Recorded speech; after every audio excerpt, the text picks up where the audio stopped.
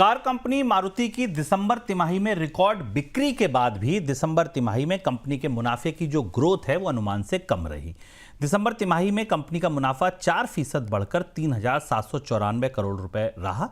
बाजार को 4200 करोड़ रुपए से ज्यादा के मुनाफे की उम्मीद थी, लेकिन नए लेबर कोड की वजह से कंपनी की लागत बढ़ी, जिस वजह से मुनाफा टूटा तो शेयर बाजार में शेयर भी टूट गया। सर, आज टाटा मोटर्स के भी नतीजे आ गए, वहां भी कमोवेश यही स्थिति दिख रही है। लेबर कोड कार कंपनियों को इतनी चोट क्यों पहुंचा रहा है? कार क्या शुभम, लगातार अगर सारी कंपनियों के नतीजे आप देखें, पहले जब आईटी कंपनियों के नतीजे आए तो हमने आपसे विस्तार से बात की थी, उसके बाद बैंकों के नतीजे आए तो उनके भी मुनाफों को असर पहुंचा, और अब कार कंपनियों के नतीजों को देख लीजिए। विस्तार से जानने के लिए आप इसी सप्ताह का जो अर्थम है उसे देख के समझ सकते हैं। भारत में एक अनोखा काम हो रहा है। सरकार ने एक लेबर कोड जारी किया, उससे कर्मचारियों की तनख्वाहें नहीं बढ़ी हैं, किसी भी जगह तनख्वाहों में बढ़ोतरी नहीं हुई, केवल वेतन की परिभाषा बदल गई। सुरक्षा के लिए ज़्यादा पैसा, यानी उनकी फ्यूचर की सिक्योरिटी के लिए ज़्यादा आवंटन राज्यों उनको कंपनियों को करना पड़ा पीएफ में, और जो भत्ते की व्यवस्थाएं थी उनमें बदलाव किया गया। सिर्फ इस वजह से पूरी तिमाही में आप एक के बाद एक कंपनियों के नतीजे खराब होते देख रहे हैं, और यह बताता है कि कंपनियों के पास एक जेन्युइन लेबर वेलफेयर का नियम लागू करने के लिए भी कितना कम कुशन है। और जो लगातार मुझे देखने से लगता है कि भारत के जो कर्मचारी हैं वो शेयरधारकों और ग्राहकों के बीच फंस गए हैं। तो यहाँ कर्मचारियों को ज़्यादा पैसा देना पड़ा तो शेयरधारकों को नुकसान उठाना पड़ा, क्योंकि बाजार में स्टॉक्स में गिरावट हुई और मुनाफे में कमी आई। और ये प्रक्रिया केवल उस छोटे से बदलाव के कारण हुई है जिसमें कि वेज की परिभाषा बदली गई है। तो वही परिस्थिति हमको कार कंपनियों में भी दिखाई दी है।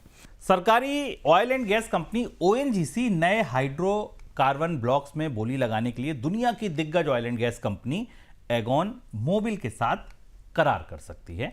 कंपनी का कहना है इसके लिए एगॉन से बातचीत चल रही है। ओएनजीसी ने इसके अलावा रिलायंस इंडस्ट्री और ब्रिटिश पेट्रोलियम के साथ भी करार किया है। सर, क्या मायने निकाले जाएं इस करार के?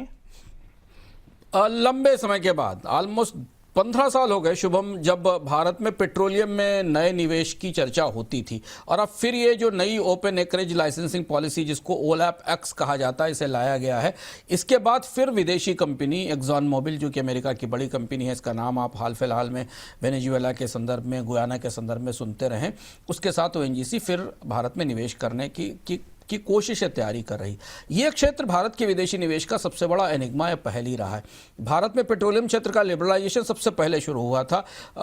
स्थलीय ब्लॉक्स भी दिए गए थे, समुद्री ब्लॉक्स भी दिए गए थे, डीप सी ब्लॉक भी दिए गए थे। आज तक किसी भी एक विदेशी कंपनी ने, दुनिया में इतनी बड़ी बड़ी दिग्गज तेल कंपनियां हैं, उन्होंने भारत में कभी भी निवेश नहीं किया। बीपी थोड़े समय के लिए आई थी, और उसके बाद आपको याद होगा कि पूरा कृष्णा गोदावरी बेसिन का डिस्प्यूट हुआ था। लंबे समय बाद ओएनजीसी फिर इसमें आगे कोशिश कर रही है कि एक्सॉन मोबिल के साथ आके वो एक नए सिरे से कुछ जो ब्लॉक्स हैं, जो ऑयल और गैस ब्लॉक्स हैं, उनके ऑक्शन के लिए बोली लगाए। रिलायंस और ओएनजीसी के इससे पहले रिश्ते खराब रहे हैं, कानूनी तौर पर विवाद भी रहा है, तो इसे थोड़ा सा चुटकी नमक के साथ लेना पड़ेगा।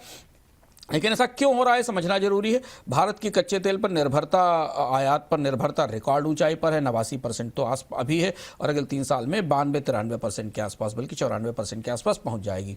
सरकार ने कहा था कि 2021 तक भारत की आयातित कच्चे तेल पर निर्भरता को घटा के 75% पर लाया जाएगा। यहाँ उसकी परिस्थिति बिल्कुल उल्टी हो गई है, और अब ये फिर नए सिरे से कोशिश की जा रही है कि पेट्रोलियम क्षेत्र में विदेशी निवेश लाया जाए, विदेशी कंपनियां निवेश करना शुरू करें, और इसके लिए ओएनजीसी को फिर आगे किया जा रहा है। लेकिन अभी पुराने तजुर्बे पेट्रोलियम क्षेत्र में निजी निवेश के और खासतौर से विदेशी निवेश के बहुत अच्छे नहीं रहे हैं। हमने लाइसेंसिंग एक्सप्लोरेशन पॉलिसी के पूरे दौर देखे हैं, कई चरण देखे हैं, पर उससे बहुत लाभ नहीं हुआ। और भारत के पेट्रोलियम क्षेत्र में एक बड़ी समस्या ये है कि जो पुराने तेल कुएं हैं उनमें उत्पादन अब लगातार घट रहा है, चाहे वो गैस के कुएं हैं और तेल के कुएं हैं, और कोई बड़ी नई फाइंड लंबे समय से नहीं मिली है।